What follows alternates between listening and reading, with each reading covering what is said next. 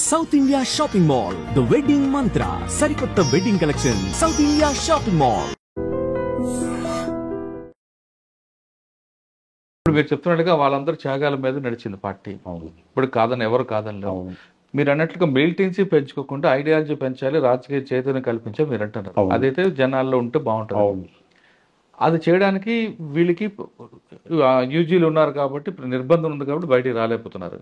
ఈ సమయంలో party legalise చేసి ఎలా ఉంటుంది? లీగలైజ్ చేస్తే చాలా బాగుంటుంది. లీగలైజ్ చేస్తే బాగుంటుంది. కరెక్ట్గా లీగలైజ్ చేసేసి కాల్పులు విలువను ప్రకటించి వీళ్ళు ప్రజలకు వెళ్ళిపోయినారంటే ప్రజలను ఎడ్యుకేట్ చేస్తే వాళ్ళే ఉద్యమాలు. ఇప్పుడు సిపిఐ వాళ్ళు ఉద్యమాలు చేస్తూ ఉంటారు, సిపిఎం వాళ్ళు ఉద్యమాలు చేస్తూ ఉంటారు, తెలుగుదేశం వాళ్ళు ఉద్యమాలు చేసేది. ఇప్పుడు వైసీపీ వాళ్ళు ఉద్యమాలు చేస్తారు. ఉద్యమాలకు ప్రాబ్లంలే.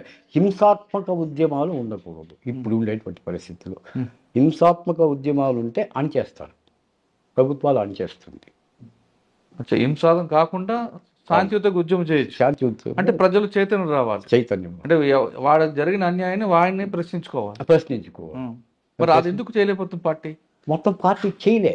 అప్పుడు అదే నేను చెప్తున్నానే, ప్రజలు లీడర్లు కాదు, మనమే హీరోస్ అనుకుంటే ఇదే పరిస్థితి వస్తుంది. అన్న పార్టీ దండకార్యానికి పరిమితమైంది. నల్లమల్ల నుంచి దాదాపు 45 సంవత్సరాల నుంచి పార్టీ అక్కడే ఉంది. శ్రీకాకుళం నుంచి వచ్చి తెలంగాణలో విస్తరించింది. తెలంగాణ నుంచి మళ్ళీ దండకారణ్యానికి పోయింది.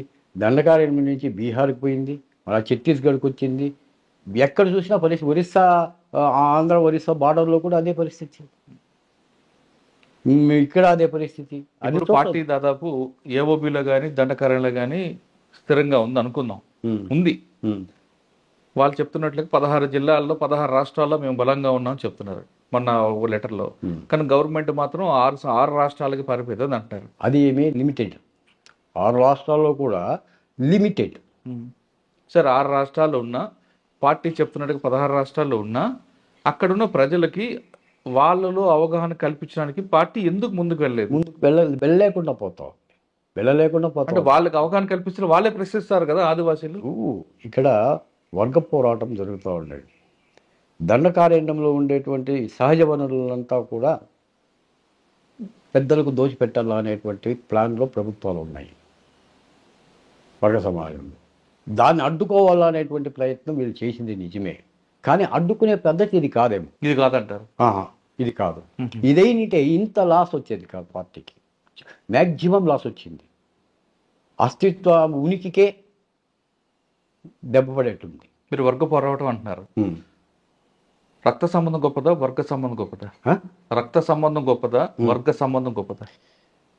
కుటుంబ పరంగా చూసినప్పుడు రక్త సంబంధం గొప్పది, సమాజ పరంగా చూసినప్పుడు వర్గ సంబంధం గొప్పది. ఈ సమాజానికి పరిచయం చేసింది, ప్రపంచానికి పరిచయం చేసింది అమ్మా నాన్న. అంటే అమ్మా నాన్నలు పరిచయం చేసింటారు.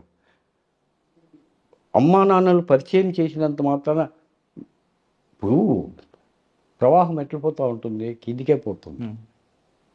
మా అమ్మా నాన్నకు నా పైన ప్రేమ, నాకు నా బిడ్డల పైన ప్రేమ, వాళ్ళకు వాళ్ళ బిడ్డల పైన ప్రేమ, సమాజం కిందికి పోతూ ఉంటుంది. ఇది కూడా అంతే. ఇట్లా పైకి పోదు. ఉంటుంది, అభిమానం ఉంటుంది అంతే. తల్లిదండ్రులపైన అభిమానం ఉంటుంది, తాతలపైన అభిమానం ఉంటుంది. కానీ నా ప్రేమ ఎక్కువ బాగు నా పిల్లలపైన ఉంటుంది. నా పిల్లలకు మళ్ళీ నా పైన ఉండేలే. అది మరి మీరు అజ్ఞాతులు ఉన్నప్పుడు అమ్మా నాన్న గుర్తుకొచ్చారా ఇప్పుడు వాళ్ళకి? నాకు అమ్మ లేదండి. నాకు చిన్నప్పుడే అమ్మ చనిపోయింది. 3 నెలల బిడ్డ అంట నేను. మా అమ్మ అప్పుడే చనిపోయింది. మా అవ్వ తాత నన్ను పెంచారు. మా నాన్న వేరే పెళ్లి చేసుకుని బెంగళూరులో వెళ్ళిపోయాడు. మాకు ఇక్కడ 5 కిలోమీటర్స్ ఇక్కడ నుంచి మా ఊరు శివరాంపురం అని. మా సొంత ఊరు వచ్చి శివరాంపురం. మన అవ్వ తాత పెంచారు కదా, వాళ్ళకి ఇవ్వాల్సిన రుణం తీర్చుకున్నారా మీరు? తీర్చుకున్నాను. నేను బయటకు వచ్చిన తర్వాత ఉన్నారు వాళ్ళు అప్పటికి. అంతవరకు వాళ్ళ కొడుకులు, ఆయనకు మా అవ్వ తాత కొడుకు 3 ఇంకా 4 కొడుకులు ఉన్నారు. మా నాన్న, మా చిన్నాన్న. వాళ్ళకేమి ఇదేం ల్యాండ్స్ ఉన్నాయి కావాల్సినంత, వాళ్ళు ఉన్నారనమాట. నేను బయటకు వచ్చిన తర్వాత నా దగ్గరనే పెట్టుకున్నాను. అంటే పార్టీకి చెప్పొచ్చారా, చెప్పకుండా చెప్పేసి వచ్చారు. పార్టీకి చెప్పేసి వచ్చినప్పుడు నా దగ్గర పిస్టోల్స్ ఉన్నాయి, అది ఇచ్చి నా డబ్బు ఉండింది, అది ఇచ్చేసి నేను బయటకు వచ్చాను. వెళ్ళొద్దు అని లేదా? దాంట్లో వీరమణి ఒక ఆయన ఉన్నాడు, ఆయన లీడింగ్ ఆర్గనైజర్. వెళ్ళిపోతే ఎట్లా బాగుండలేదు. మనమే పార్టీ ఉద్యమాన్ని అంతా మనం డెవలప్ చేసాము. అది వద్దు అని చెప్పినాడు కానీ ఎందుకో నాకు నచ్చలే. దాంట్లో ఒక పిల్లోని అనవసరంగా చంపేసేదానికి ప్రయత్నం చేశారు. ఎవరిని? నాగనాథ్ కోరే. ఈ పిల్లోడు ఏం చేసినాడంటే వాడు ఆ, ఇది అక్కడ పీవీకే ప్రగతిపర విద్యార్థి కేంద్ర పీవీకే బీదర్లో. దాంట్లో వాడు మెంబరు. వాడు పిల్ల సమాచారం కొద్దిగా ఈ టేప్ రికార్డు ఒకటి జోబులో పెట్టుకుని ఇంకోడు కూడా వాడు స్టూడెంటే. ఆ టేప్ రికార్డు ఏరా అన్నాడు. ఇచ్చేలేదని దానికి వాడిని ఎత్తేయాలని చూసినాడు. అక్కడికక్కడనే స్పాట్లో. ఎందుకు? టేప్ రికార్డులో ఏమో దాచుకుంటావు అని, ఓహో. ఏమో రికార్డ్ చేసుకుని పోలీసులకి ఇస్తావని. నేను ఒప్పుకోలేదు దానికి. చాలా సీరియస్ అయింది. నేను ఒప్పుకోలేదు. నేను పార్టీ నుంచి నేను బయటికి పోతా ఉన్నాను. దాంట్లో ఏమన్నా రికార్డులు ఏమన్నా ఇన్ఫార్మర్ అన్న నెపంతో చంపేశారు. సంపాదాన్ని. ఇట్లా చాలామంది ఇన్ఫార్మర్స్ కూడా ఇంతకుముందు తప్పుగా అర్థం చేసుకుని ఎత్తేసిన సందర్భాలు కూడా ఉన్నాయి. లేదని చెప్పలేదు. అది నాకు అసలు నేను చాలాసార్లు చెప్పిన వాళ్ళకు ఇది పద్ధతి కాదు అని వినలేవాళ్ళు. సరే, అదొకటి మీకు బయటికి రావడానికి కారణం. బయటికి రావడానికి అది కూడా ఒక కారణం. అదే కారణం కాదు, అది కూడా ఒక కారణం. అచ్చా, బయటకు వచ్చాక మరి పోలీసులు మీ మీద నిఘా పెట్టడం లేదా? పెట్టినారు. ఆ. మళ్ళా నేను సరెండర్ అయిపోయినా నేను. ఎవరి దగ్గర? అప్పుడు డిఐజీ అరవింద్ రావు అని ఉన్నాడు. Sujatha Rao home secretary. సుజాతారావు మాకు కొంచెం రిలేషన్ కావాలి. ఎవరు? Home secretary. అప్పుడు హోమ్ సెక్రటరీ అచ్చా. సుజాతారావు వాళ్ళు. ఆమె కొంచెం మాకు బంధువులు కావాలా, ఎవరో రికమెండ్ చేస్తే ఈ మాదిరి వెళ్ళిపోయినాడు ఇది చేసుకోమంటే ఆయమ్మ అరవిందరావు ఫోన్ చేస్తే అరవిందరావు మాకు ఒక రకంగా రిలేషనే కావాలా. సరే ఎత్తుకుని వేసి ఇచ్చేసేసినాడు. పట్టుకుని పోయి మరి నన్ను ఏం చేయలే. చూసినారు అనమాట. తర్వాత ఏదో ట్రాక్టర్ శాంక్షన్ చేసినారు. ట్రాక్టరు చేతికి 1 లక్ష రూపాయలు ఇచ్చినారు వాళ్ళే. అది సుజాతారావు నుంచి ఇది చేసుకోవాలని. సరే నేను బయటకు వచ్చేసినాక మళ్ళీ నేను ఎలాంటి యాక్టివిటీస్తో పాల్గొనలే.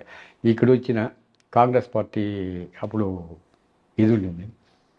నన్ను వాళ్ళే పార్టీ వాళ్ళు వచ్చేసింది సింగిల్ విండో ప్రెసిడెంట్గా నిలబెట్టినారు. గెలిచిన సింగిల్ విండో ప్రెసిడెంట్ అయినా. తర్వాత Congress party district general secretary అయినా, మండల్ ప్రెసిడెంట్ అయినా. అది అయిపోయాక రాజకీయాలు నాకేం ఇంట్రెస్ట్ రాలే. మునుమా అని చెప్పేసి పెన్ను పేపర్ ఎత్తుకున్నా. అంతకుముందే నేను ఇండియన్ ఎక్స్ప్రెస్లో పనిచేసిన. ఇండియన్ ఎక్స్ప్రెస్లో పనిచేస్తా ఉన్నాను. ఇండియన్ ఎక్స్ప్రెస్లో పనిచేసి మళ్ళీ ఆంధ్రప్రభలో కూడా పనిచేస్తా ఉన్నాను. కన్నడ ప్రభలో కూడా పనిచేస్తా ఉన్నాను కర్ణాటకలో. అది ఒక 14 ఏళ్ళు. రాజకీయం 14 ఏళ్ళు, అది 14 ఏళ్ళు. తర్వాత నక్సలైట్లలో 14 ఏళ్ళు.